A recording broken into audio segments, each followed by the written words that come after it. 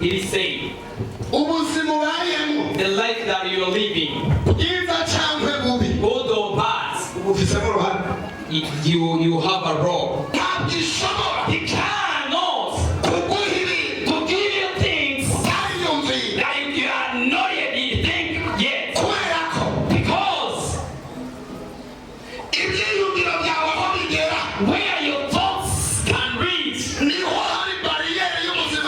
there is a barrier of your life, you cannot go beyond where your thought is reaching.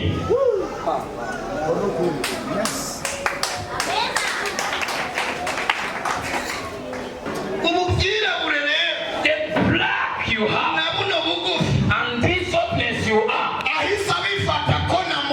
if you take it as I abuse you, you will not be married.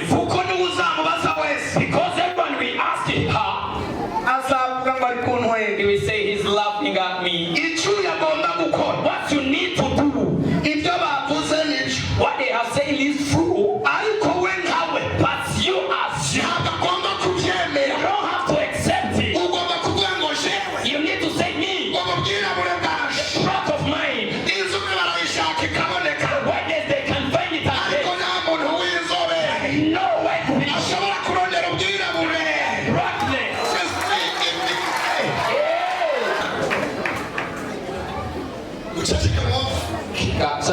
Just remain quiet.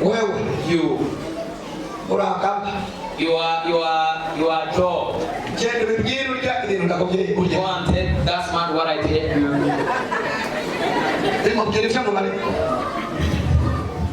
I know.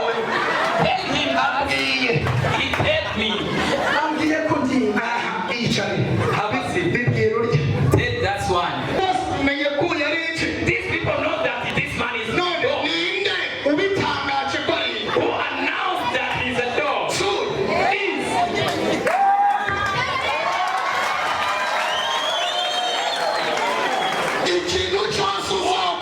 You will go. Because you have paid them that you have done. That's nothing he can do. Dog can do something great.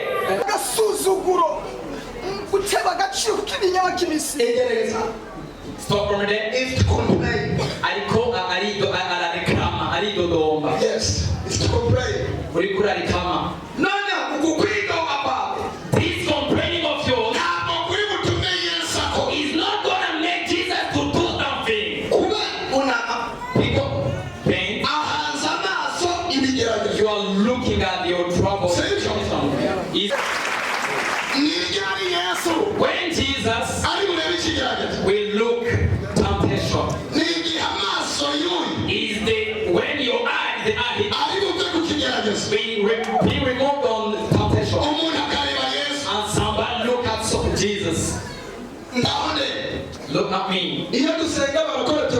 Whenever you are praying Christians, take Jesus.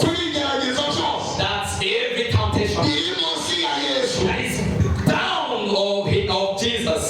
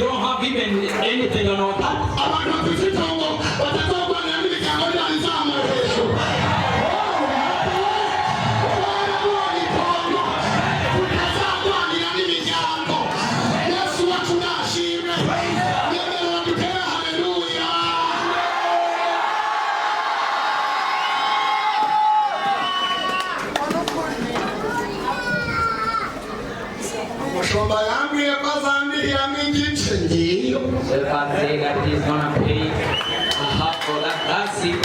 Ntabwo ntayiririze yose. That's what the reason I don't sing it every. Ni ikiguruye. It's a draft. Ntabwo barayikora. It's not yet finished. Ariko ndakubwiye ngo ibintu bitekeye mu ndirimbo. But I tell you the things that the song is containing. Ninga iririmba yose zarangira abantu mwese muzuye vuye mu The time I will sing it will be full of Holy Spirit. kuko Imana yampereye n'ibitero byose muri studio. Because Jesus gave me a lot of scriptures in studio. Nakuye hano refayonye. I found here chorus. Ariko ngeze muri studio. But the time I arrived, Ibitero byose Imana yarabimpaye. God gave me a lot of scriptures. Ubundi kurepeta ibintu naririmbye nanjye ntabyo narici. I'm repeating what I sung, even if I didn't remember it. Imana irashoboye cyangwa ishoboye? Is that able or not? Oya Imana yo muri repatasi yabona cyangwa ndibona? Is that true or not? Data we. Oh, Hari indirimbo naririmbye. it is a second time that I wrote. Natandukanye n'iyi nahawe ndi ku The gicanze. difference from this I got it on this altar. Iyigira kabiri nayo yitwa Pièce de rechange. The second one is Yitwa ngo Yesu ni Pièce de rechange. Jesus is something can be None you. uriya muntu igufa. The other one is bread. Abaganga ntabwo bavuze ko ari ukuri cyomo. The bone was supposed to be. Kira umuntu wishanye ati Yesu arafise Pièce de rechange. But Jesus has something can rebuild your life. Nayo nayiherewe hano. I got it from here. Kandi na n'ubu ndarudiye. And then I'm gonna get another one. Kwamba gukora album mpe muri I repata. must write my album from here. Nimba hari umwami ukomeye. If there is a chorus Uyobora iyi. that reads Ni another, ukuba mu rusengero rwuzura mpemu yera ntuwuzi. is to be in the church of Holy Ghost and then you don't feel the true feel of the Holy Ghost. Nawe uzakomera. Hey, thank you so much. Uzakomera kabisa. Amen. Uvuga wagira ngo vuka muri yange biteye. Ako kongereza nugacangamo nahandi. If I gonna mix this English with these names, Ikiri tuzazica. I'm gonna eat a lot of things. Hallelujah. Hallelujah. Amen. Tusome. Let's read Igitabo cy'Abefeso. Ephesians, Abona ingira mu bintu byinshi. and I'm not gonna enter in a lot of things. Shaka kubacomeka ikintu bita word of the Lord. I want to put you inside you ijambo ry'Imana. Tusome Efeso ibice bitatu. Ephesians 3. Turasoma umurongo umwe gusa. We read only one scripture. Wa mirongo ibiri. 20. Pawulo asabira abanyefeso ngo batahure urukundo rwa Kristo.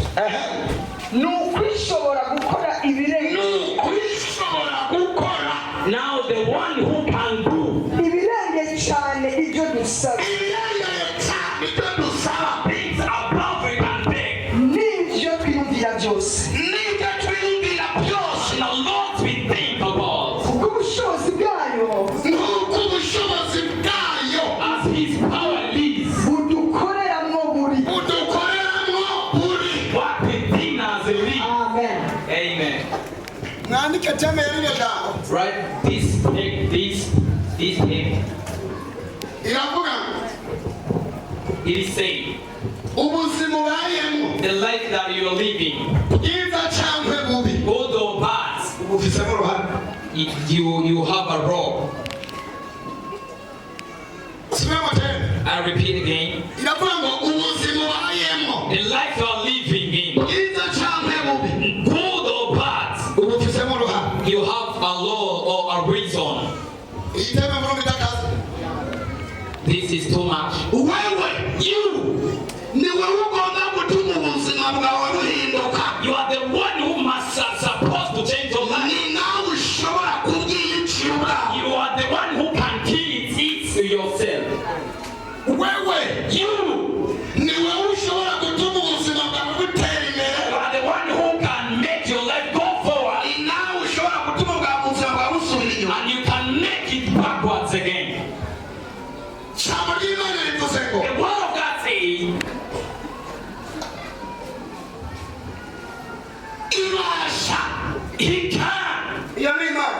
is the law. gukora To do. ibirenze What about beyond? cyane. Beyond. First of all, Chambe. ibyo dusaba. What we beg or what we ask. Second, Chakabi. n'ibyo twiyumvira byose Whatever we think about it. ariko bikurikije And then the second one. ifise condition ibikoreramo It has only condition. ikurikije Following ubushobozi bwayo his power concerning on his power budukoreramo that works within us. uko buri. How it is. Mumbabarire, Forgive me. muntize amatwi Give me your ears. n'amaso Lend me your eyes n'imitima yawe. and your hearts. Abantu mwicaye hano, People are sitting here. hari ubuzima bwanyu bugiye guhinduka. Your time, your life is going to change.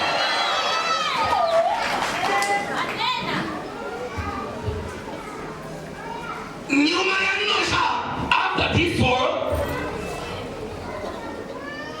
hari impinduka igomba kuba ku buzima bwawe. must be change on your life. After this war, Nyuma ya rino jambo, Jesus came to change your life. Imana igiriza guhindura ubuzima bwawe.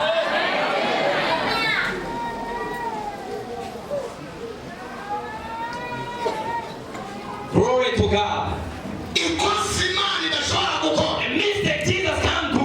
ntabwo ishobora He cannot kuguha ibintu to give you things utayumvira, that you are not yet you think yet. kubera ko Because ibyiyumviro byawe aho bigera where your thoughts can reach, niho hari bariyeri y'ubuzima bwawe. where there is a barrier of your life, Ntabwo ushobora kurenga you cannot go beyond aho ibyiyumviro byawe bigera. where your thought is reaching.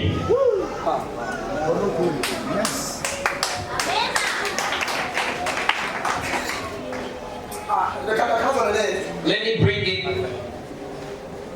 Ntabwo ushobora kurenga Cannot go beyond aho ibyiyumviro byawe bigera, where your thoughts stop from. kubera ibyo Imana ikora Because what Jesus does bigomba kuva mu byiyumviro. must become through your thoughts. Bisobanurwa ngo That means Imana Lord ikora mu byiyumviro. works within your Na Satani yagutera and the devil when he attacks you, atera ibyiyumviro attacks your mind.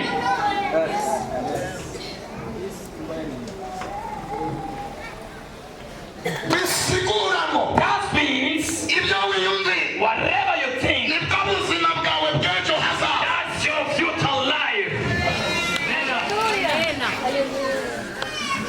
Imana ifashe byumva umuntu umwe ari gutera. May God help me and only one person can hit this.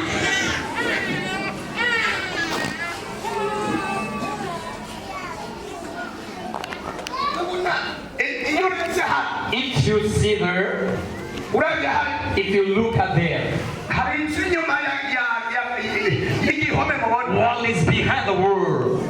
Nothing you see. Hari icyo mubona kiri inyuma y'igihome. Anything you see behind the world, that means believe what you will. Utitaye icyo uri cyo. If you're not thinking about what you are,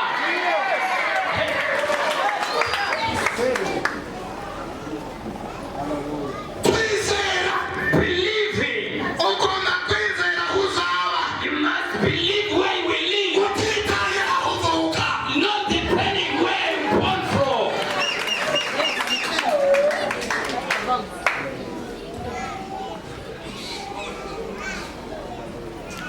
Kwizera, Believing, ugomba kwizera ko ushoboye. you must believe that you can, Kandi utize. even if you didn't study.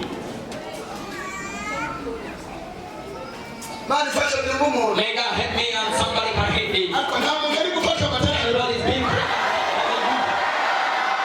for you the length of your hers. Ukayishimira ngo Mana ndagushimiye ko ndihinze senga. God, thank you for paying for me this 5,000 for my house. Ntibizayibabaza. We not have him. Uzapanga inzu zose za senga ndizo mu gisagara. We let your house or 50,000 in the city. kubera kwimbaraga z'Imana Because the power of God, wasibonye muri senga you have seen it in the Father. ariko But n'uvuga ngo ayitanga ndavuga ngo ndashima Imana ko yandihiye that He has paid for me. 50,000 Ibihumbi 50 byari bukode. irashoboye God, iyatanze senga ntibiye give me 20,000. ifise n'imbaraga And He has the zo power. kunyubakira yaje Let me move away from there, my friends.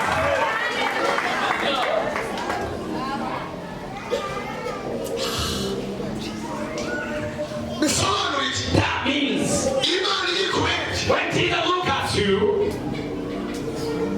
yavuga ati wa muntu say this person, nari hasenkani I paid for him 50,000. ati ko mfise imbaraga zirenga senkani He knows that I have the power above 50,000. ati ko hari izindi mbaraga zirimo That I think I have another power. Imana rero And Jesus, iriyemera he's proud of himself. kuki iriyemera Why he's proud? iriyisi He knows himself. Hey, kuki iriyemera why is he proud of himself? iriyizera He believe in himself. ifitiye icyizere Has a faith in himself. niyo mpamvu yivuze ngo yanyubakira n'inzu That's why whenever you say can build a house for me, kurihiye senkani he have paid for you 50 for igomba it. guhita ibyerekana So ibishoboye that he ko can. nawe wabonye ko ibishoboye Because that you have seen also he can. Hey. yo ubwayivuga Himself is saying, unyakira nk'umuntu uri sickness somebody can receive me munyanege. nayo Himself yikwizana kabiri kuba inyantege nke kuri wewe trouble himself to you to be weakness, to bring some weakness on you. kugoranye That if you bend, iremera ikagora he bend also. none ngo wayifata nk'imbaraga Whenever you hold it as a power, ngo nabwo ikiyerekana nk'imbaraga so he's showing himself as a powerful God. niwambuka umupaka If you travel the border ukagera Karemi on the line n'imodoka with your car, ukagaruka ukumva ngo ndagushimiye Mana ko wangejeje Karemi and n'imodoka you come back again, I think God make me allow in Karemi with a car. na Kinshasa Even Kinshasa, uzongerayo n'imodoka you will leave, you will reach there with your car. kubera Because Imana yizi mu mbaraga zo hasi you know God in your raw power, ntabwo yizi mu mbaraga zo you hejuru don't know God in above power. ugomba kurangiza urugendo rw'imodoka You need to finish the trouble of God zirima and thank God. ariko ukayibwira ngo saha gusa urugendo rw'iminsi itanu n'imodoka urashobora kurukoresha atarangiriye umuntu akiriye hejuru Thank you, Lord. ndagira ngo I want, nidusenge whenever we pray, dukurire ikirere we bring the sky. twereke Imana ubukuri ifise We show the God the greatness of God. Moment you can get easily. ububwirabure rero The black you have na buno bugufi and this softness you are. ahise abifata ko namututse If you take it as I abuse you, agomba kutazarongoka you will not be married. kuko n'uzamubaza wese Because everyone will ask him how. azavuga ngo ari kuntwega He will say he's laughing at me. icyo yagomba gukora What you need to do, ibyo bavuze n'ibyo what they have said is true, ariko we nkawe but you as you ntabwo agomba kubyemera don't have to accept it. ugomba kuvuga ngo jewe You need to say me, ububwirabure bwaje proud of mine. inzobe barayishaka ikaboneka Whether they can find it ariko again. nta muntu w'inzobe No way to be ashobora kurondera ubwirabure brightness. I'm unique. jewe ni unique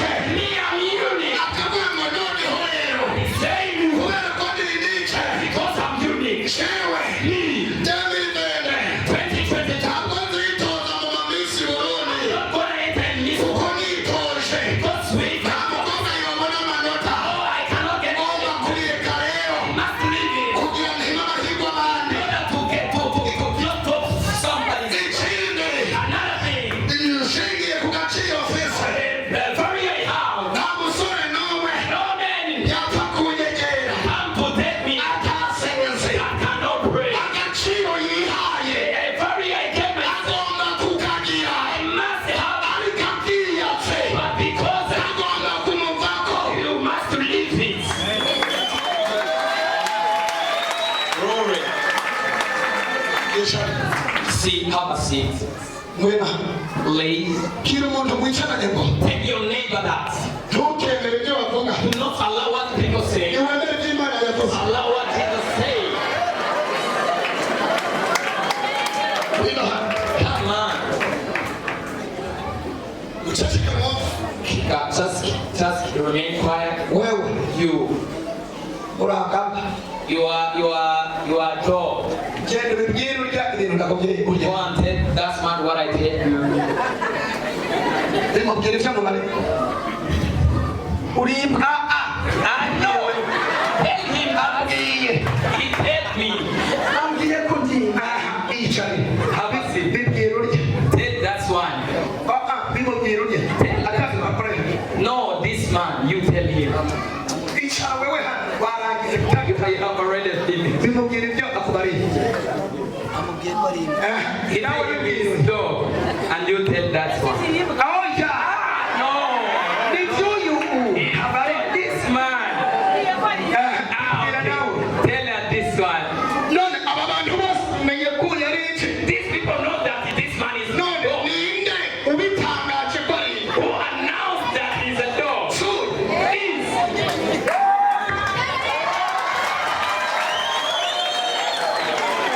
Ikintu cyose uzakora Where you will go? kubera ko wababwiye ko Because you have told them that you are dog. bazavuga ngo n'ubundi nta kizima yakora. That's nothing he can do. Imbwa nta bizima ikora. Dog can do something great. Come on back. Mubwire ati nirebye nsanze ntari. Tell him that I look myself but I'm not God. nirabye sanze ntari Bwira urya nawe ubyakubariye. Tell him alone. Bwira urya. You too tell the prophet. Bwira urya. Another one. None bwabo buracyamuriho. Are you saying mistake? Ninde ubumukuyeho. Come on. Nagira ngo mbabwire. I want to tell you Ibyinshi bavuga. a lot of things they talk about you. Mubifitemo uruhare. You have a law or you have a reason behind Ibyinshi bavuga. whatever they talk about you. Mubifitemo uruhare. You have a reason why. Ntabwo ukwiye gufasha abakora publicité. You cannot say to those who goes and do Yuko ntacyo umaze. that you are meaningless. Bagomba gukora publicité yuko ntacyo umaze. They can just do advertisement Nawe ukikorera publicité ko ari uzafasha abantu. and you do some advertisement that you are the one who's gonna help people. Hari umuntu umwe yobyumva basi. Anybody can listen to this only one. Only one person. Umwe wenyine. Tugere gutya. Let go like this. Mu ngaruka dufise In z'ubuzima. the income that we have in our life, Dufise amagambo mabi twatuweho n'abantu. we have a word that we have been spoken on us. Tuyibikamo. One we have kept in us, Tukagira n'ayandi twiyakuyeho. and we have another one we have spoken upon us. N'ayaturimo. And then those is Isi imwe murebe. in the area of Imera ku byo wakiriye bakwatuyeho. it Iremera ku byo bakwatuyeho. creates on what they spoken Ikongera ikaremera ku byo wiyatuyeho. and creates on what they have Mu spoken. masengesho turi gusenga. In the prayer that we're gonna pray, Turaza kwankira ibi batwatuyeho. choose what you have spoken. Twankira ibi twiyatuyeho. We choose Turagomba guhindura ipaja y'ubuzima bwacu. change your path, Dukoresheje akarimi. throw your pan. Baguhaye uburozi. If they give you poison, Ikiro. Ikiro cy'uburozi. 1 kilogram of poison Atari amajambo bashizeho. without any words, Ntabwo wopfa. you cannot die. Yica umutondero. He kills what they speak on that poison. Mwanyemera tugaha Imana icyubahiro. Let's give glory to God. Mwanyemera tugahereza Imana Allow me icyubahiro. to give glory to God. Iyo ugiye umwana wawe avuye ku ishuri ngo ni icyiciro. If you tell your little boy that he's a stupid Yarose amanota 10. and he got 10%, Isi irandika ku mwana wa runaka ni icyicusho. spiritual way is right that somebody's son is stupid. Mu kindi gice cya kabiri. Another second class, Arazana zero. it will Kubera iki? zero because Nubwo yari buhari baramusakora. what he had you removed away. Umwana agomba kugira amanota 5. Son can have 5.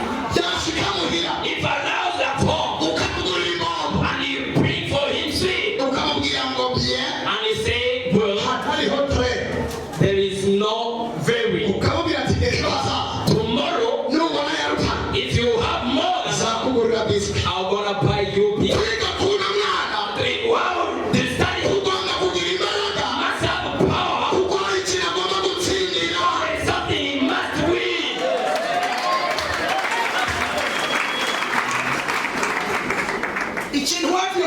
What hits your sons when you if you write songs, if this the intelligent one in you are the one who is going to read big albums. Hallelujah. Hallelujah. Hallelujah.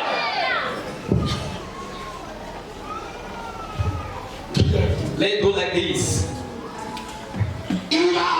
He can do. What is above?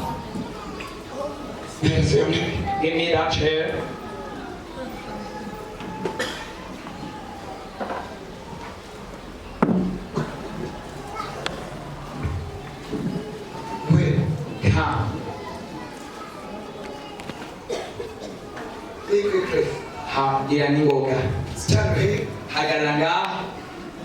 This is trouble. This is trouble.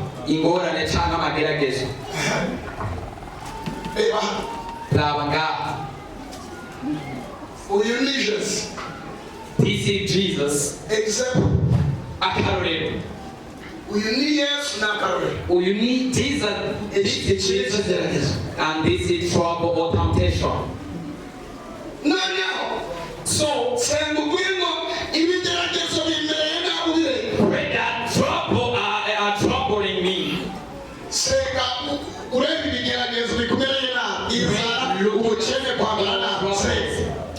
Mwizina rya Yesu Kristo ndakuyeho ndasanga ngwibigiranye. No. Lord, this temptation, this problem, hunger,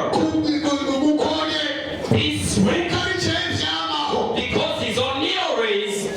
Ariko man, ibi bigeragezo by'ubukene, inzara, agasuzuguro, guteba agaciro k'ibinyama kimisi. Stop from there. It's to complain. Yes, it's to complain. No. This complaining of yours is not going to make Jesus to do something. People pain. You are looking at your trouble. Isn't? Jesus is above. Pain. When Jesus begins to look at you, he can't see trouble. You look at somebody in trouble. Whenever he protects you, protects you in that temptation and kills you, he can't remove it, put away from it. He protects you from it because it's the one you are looking at, you are facing. Yes, Jesus, he cannot allow to face one thing that you must look one and the other. Because he can't allow you to face one thing first.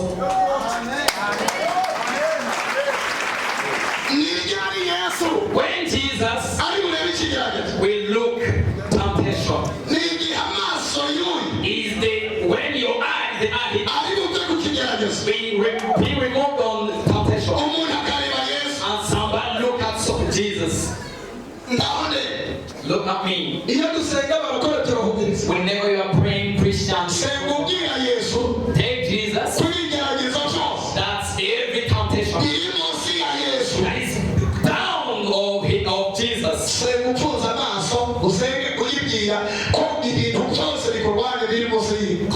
Close your eyes and pray to Lord. Close.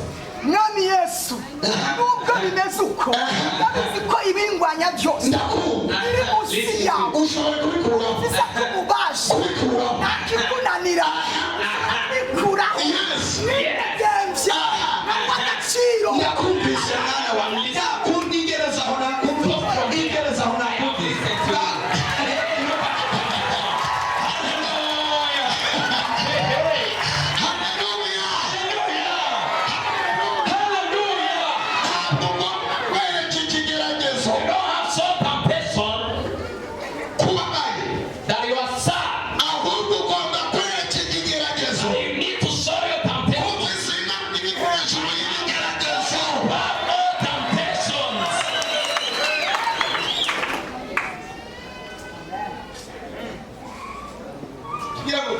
Let's wait for the Lord. Ni umuntu wicaye mu kigwanisho kinesha Satani. The weapon that brings devil Sukwereka Imana ko ufise ibibazo. is not showing Jesus your trouble. Ahubwo ni ukwereka ibibazo ko ufise But Imana. it's showing your trouble that it is you have might God.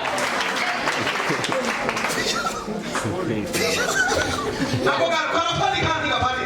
Yeah, that's understandable. Satani nakubwira ko atamwana If ufise. the devil tells you that you have a key, Mwereke ko ufise umugabo ataguhaye. tell the devil that you have the man with it, give it to you. Wow. Satani nakwereka ko atakirato If ufise. the devil shows you that you don't have soul, Mwereke ko ufise ikirenga atagize mu ruhare. tell him that he gave you the thing that he don't have. Mbese shitani yerekana ibipirate. The devil show the things that is not real. Ariko twebwe tukayoberwa ko dufite originale. But we forget that we have the original one. Nakwereke pirate ubereke originale. If he shows what is not real, show him. Agomba kukwereka ibyo udafise. He can't show you what you don't have. Ukamwereka ibyo ufise ataguhaye. If that you have something, he did give it to you. Ariko abantu turi kumwe nimutera haleluya. And shout hallelujah. Hajya murahari cyangwa ntabwo? Are you here or not? Imbaraga zo kunesha The power of winning si uguterwa. is not being attacked. Ni ukumenya ko watewe. It's knowing that you are attacked. Ukaba ufite And ukurwanira. you have somebody to fight for you. Izindi mbaraga zo kunesha Another power of winning si ukurwanira intambara aho uyibonye. is not fighting your battle where you see it. Ni ukujya aho yavuye. It's going where it is coming from. Iki kintu ntimushobora. You didn't hear this. Kurwana intambara ukagitsinda. To win a battle and win it Si ukuyirwanira aho ibereye. is not to fight it where it is. Ugomba kumenya ngo ahantu ibereye n'aho iherereye. You need to know that's where it is coming. Ariko hari suruse But there is a source y'aho yaturutse. that is coming from. Ugomba kurwana uhereye aho yaturutse. You need to fight where it is coming from. Abadayimoni The demons, ugomba kubatangirira iyo bataha. you need to attack them where they go from their Kuko home. baguteye bafise iyo bavuye. Because they attack you, they have their home. Haleluya. Hallelujah. Bwira umuntu uceka ntabwo ukwiye kurwana n'umuntu yagutumye. Tell your neighbor that you don't have to fight somebody inside you. Ugomba kurwana n'uwo mutumye You kugutumye. need to fight with somebody who invited him to you to abuse you. Amen. Haleluya. Hallelujah. Tugiye kuraba dusanga abantu twese turi beza. If we look at ourselves, you are beautiful and Ariko pretty. turapiratwa. But we are fake. They fakers. ndashobora gutanga asanga madamu ameze gutya I can go home and I'll see my wife is like this. navuye muhira ari suriya He had a beautiful face. Ari lafi. He was pretty. She was pretty. Noneho ngasanga yabaye gutya. And I find her, she's like this. Ntabwo ngomba kureba icyo nsanze. I'm not gonna see what I Ahubwo ngomba kumenya icyo nasize cyawe. What I left, where is what I left? Kugira ngo nsinde intambara. To win this battle, Ngomba kugarura icyo mu gatondo. I'll bring back the one of morning Kuko cyapiraswe. because it is fake.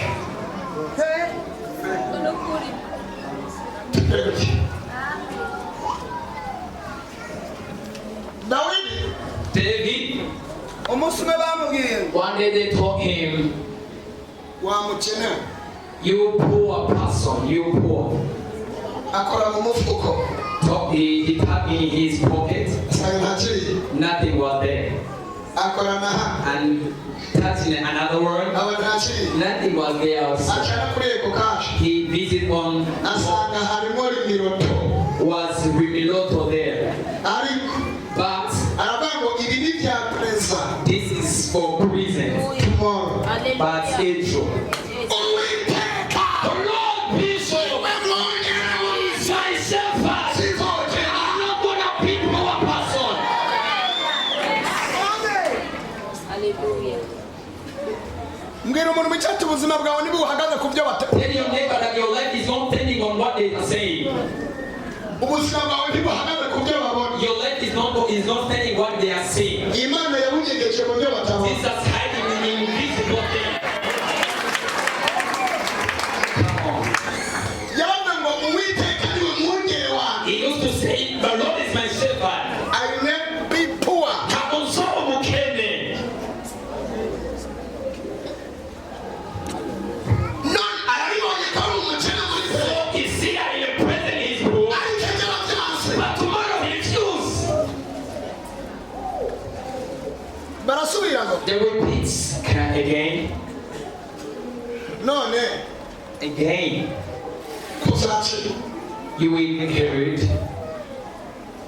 ziriya ngabo zigutereye those men that are attacking you. uraza kuzinesha.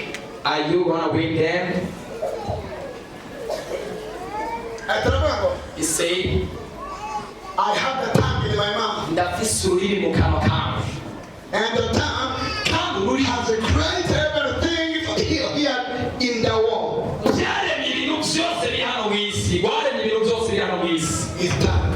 Ni ururimi rwabiremye. Aravuga ngo He say again, sinzapfa I will not die. ahubwo nzabapfa I will live kugira ngo mbwire abantu in order to say to the people Uwiteka. what Jesus have done for me. urupfu yaragwanse cyangwa Did he choose the death or not?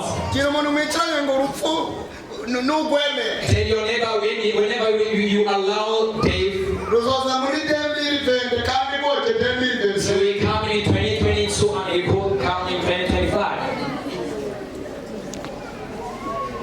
bahita baramubwira ngo And they tell him ubwo rero tuvuga right now, ubwo rwa gatatu his power, ati reba ingabo zirakugose ni nyinshi look at there is some men around, zakurinde zirimo there is some gun there, n'ibyo hejuru biraha and above there they live. aravuga He said again, urapfu you are dead. ariko dawidi But David aravuga ngo once again say candy, once again a candy. I know who I am That's one thing. in the kingdom of the No Lord. Nduwimana. Hallelujah. Zaburi ijana na mirongo irindwi na gatanu. The song 125. Aravuga ngo Uwiteka Say, Lord Bishop, abiringira Uwiteka those who believe in Jesus, ameze nk'umusozi wa Siyoni Sayoma, utangira kunyeganyezwa be shaken, n'ubwo gifata na Siyoni and this mountain falling. ni ku Uwiteka dose abantu This is how Jesus said, none from today ukageza iteka ryose. and forevermore. Kino umuntu mwicaye ngo abaremye urupfu ku buzima bwawe Tell your neighbor, people created a day for you. hindururemo ubuzima. Change and create life. Gatatu Moral, baramusanze ati none ko inzara ikumereye nabi. man, you are hungry. Zaburi bibiri na gatatu It's Psalm 24. aravuga ngo jewe He said, me. wa mugabo anavuga The other man said, aneguriye neza prayer goes in. mu maso y'abasiraje.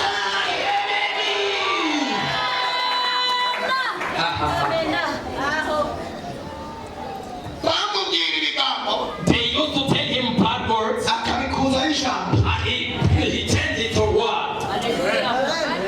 akabibakumvira. Bring here, please. Bamubwira ibigambo They used to tell him a lot of words, akabikuzaho ijambo. but he used to remove it. Abakirisitu barepata Christian of repentance. ndagira ngo mufate ikintu bigisha I need you to understand things wrong murigire ubuzima and make it your life. ibizaguhagurukira byose So he said, so you uzohorwe ngo riravuga so he ngo said the what of God says. Ego. That's it. baramubwira ati noneho They tell him, so uyu mwera this whiteness on you, bimeze bite? urabona ibiryo atandukanye ubwo dufite what's rwose wrong? You don't have even weight to put on your own body. Listen to me. iryanyuma Last one. nyuma yo kumpa ibiryo After giving me food, asize amavuta ku mutwe also on me, n'igikombe cy'amaji on my car. kirasesekaye It's going to be. arangiza aravuga ngo Say it again. ni ukuri Fury, ni ukuri fury, ni byiza boldness, n'imbabazi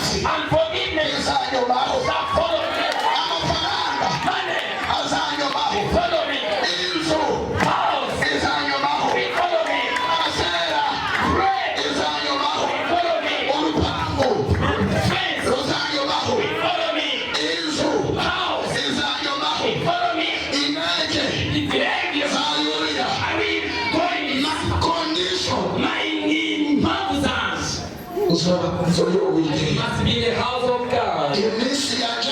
Oh Lord, my people, please, that will make Jesus be a good God.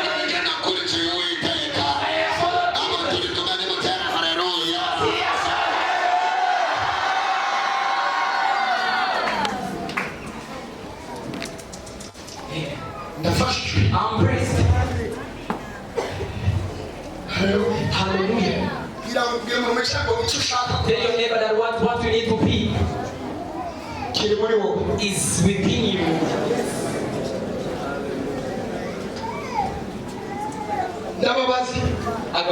May I ask you?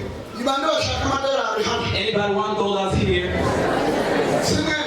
All of us we now want dollars. In this country of ours, do we make dollars?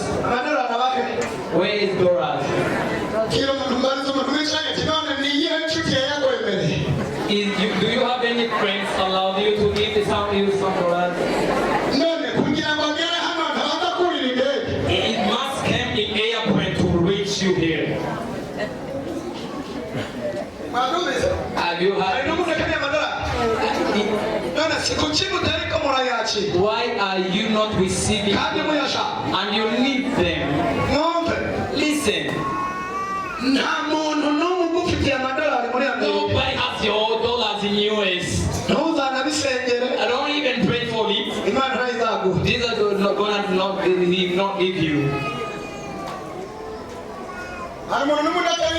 Anybody around house here? Why are you still renting? Don't you need your own house? Nobody has your own house. Nobody has your own money. People along here. For you came with bus, by bus. I know you want to come with your car.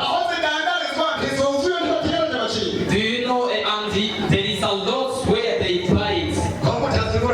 Why don't you buy them? Listen this. Adam was in the rank of Eden. Jesus used to visit him to see that he's still praising him. He did. Listen what happened. Lord sees so he talked to the spirit and son Jesus and his son Jesus. This human it's not good to live alone. Let me look for him that somebody can live with. It came from US. Came from DRC there. Where did he come from? Did Jesus make him to sleep? So do you know that you have been operated? Well, ladies, it's your second, but you are the first.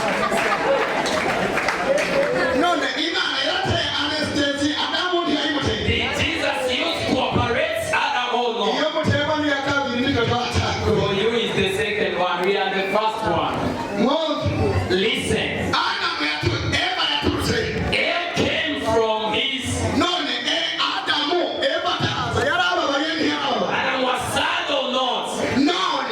So, what he needed came from him away. It came from where? What he needed came from where? Get your neighbor does. What you need. What you pray for. Nobody has it. It's in you. The problem. You don't know the pastor. Hallelujah.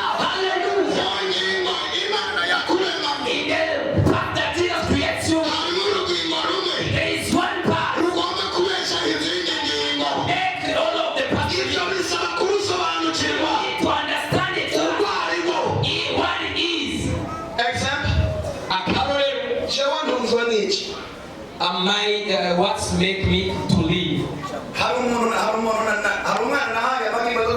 Anybody gave eggs to go for sale? You go in salon? Come on. Do you know what's made me leave? This town. Only this. In the town which is making me leave. That means if Jesus didn't connect your food in your tongue, you use your tongue and we clapped it.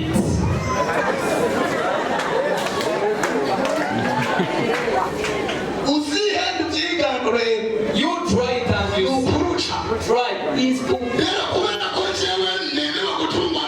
Because I'm allowed to believe, to live with this tongue.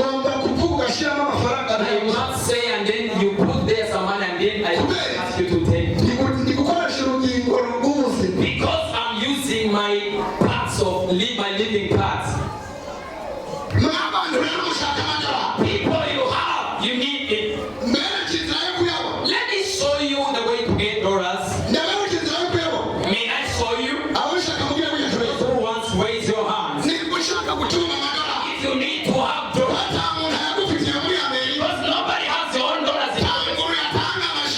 Start putting their dollars and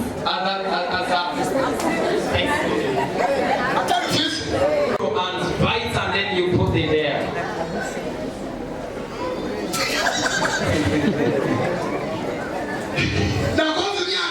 I used 2 years. I was giving offerings of dollars. I was giving offering dollars 2 years. When I was going to marry, when I married, they asked me to, and I'm not from USA. If I could not give dollars, would I have a wife or not?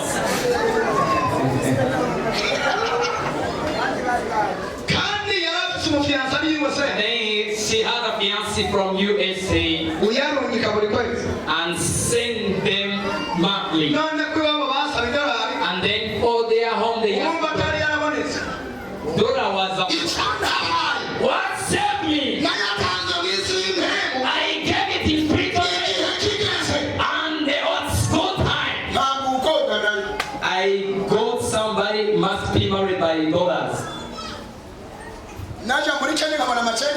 I went in Kenya and I got Kenya. And they gave me Burundian money or Tanzania. When I go to the bureau de change and I buy dollars, and I'm not going to say, and I put there in basket. It's had been taken. Tell your neighbor that what things you need. Don't pray for this. Give.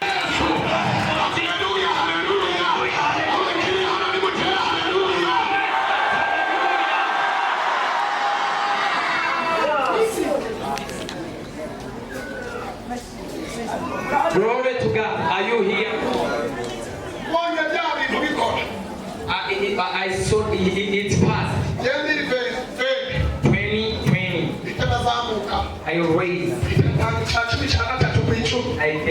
I gave right. I gave that. When I have 1 million, I gave thought. Lord Jesus, look at me. My son, I'm going to do some free for you. I planned waiting of 15 million. I had 15K on my pocket. President of my marriage said that I don't want to be ashamed on your wedding. I need down in spiritual way.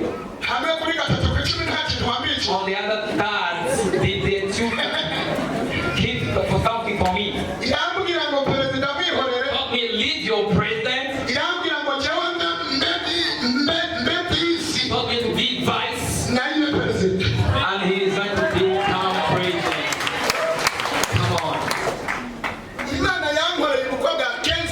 Jesus performed for me. Kristo ibihumbi mirongo itanu. Do for me what 15 million. Inchi nkorera gato igeretse inshuro indwi. He brought for me cake of 7 floors. Ninjira muri sala y'abasarisha cy'abantu mfise. I entered in reception without any soda. Mbwira abantu ati hariya anya mbwira umuntu utifatira fanta naziriha. I told somebody take for me soda I'm gonna pay. Nobody allowed it for me. Ndayigiye ngo hariya mushinge mundumva hariya yangariyo. I'm feeling at the small belly praise the Lord. Sala yarimo abantu igihumbi na. Place then praise was 1,000. Because praise was for 1.5 million. The other soda after waiting, they asked me, where is the money? In the gift they gave me, I had money. I touched here and here. One soda was 1 and I paid for them. In the morning time, I found myself with 1 million money that I received before. Where did it came from? There is sometimes I go home with money and I'm not coming from to preach. And my wife used to tell me that one day they will preach that.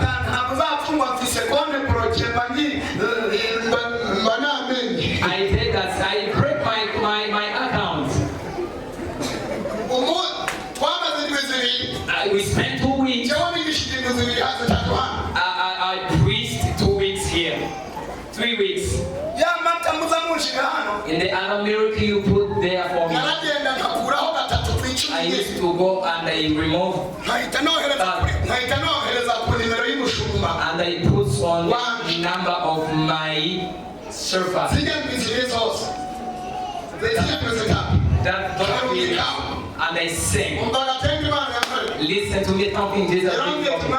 He told me my key, my son. You touched on my heart. Last Saturday, somebody called me. Mtokambali.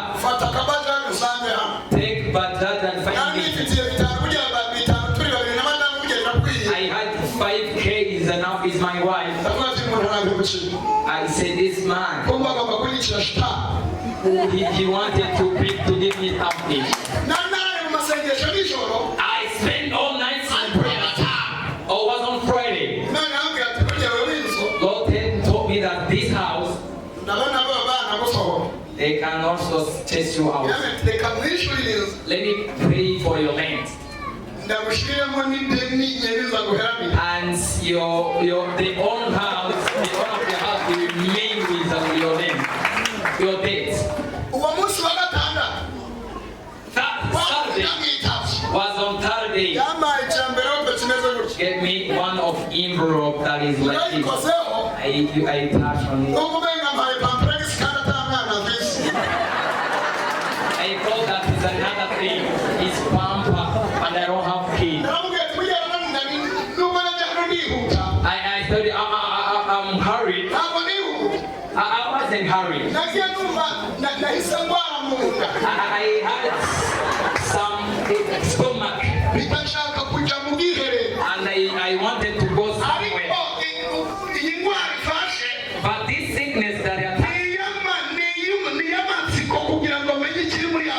is for I want to know what is in envelope. I took a bus. I run in town. I arrived there.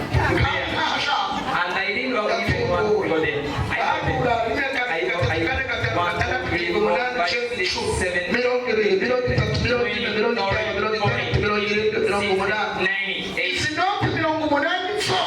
This 80 wasn't any of 5. It was only for 10.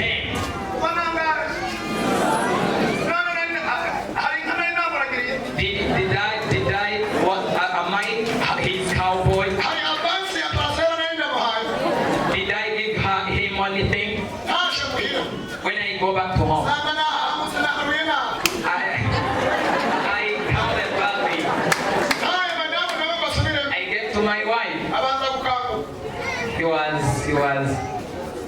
You are surprised. abaharuye He counted. She counted. asanga abana ntabwo ari 80 The other note wasn't 8, kandi 90 was 90. none magana icyenda 90. nayakoreye ndi hano I worked it for it kuri kwa kumugeza the other time you nanjye nkacumura kugira ukuntu and bigenda I put on and I do. none amahera narayasengeye cyangwa narayatanga Did I pray for the man or I give to the man? I gave. undi ikintu imana yahise inkorera mu nyuma nawe Listen what this do for me lastly. yahise imwihagarika tukorera agasitoke nawe Let me give you some story. uzi uryama usinziriye You sleep and you go to sleep ikinkorera agasitoke ka kateresi and make for me storage of turibabira ako gasitoke karakwiye ntigakwiye if you are to be eaten up or not. hari igihe ndyama ntibagira ko bwanakeye Sometimes I sleep, I even forget that it's morning time. kuko ndamutse nanatembereye Because if I move somewhere, ntabwo mbaza ngo bimeze gutya they don't so even ask me how. nkamugirira gutya And look at there.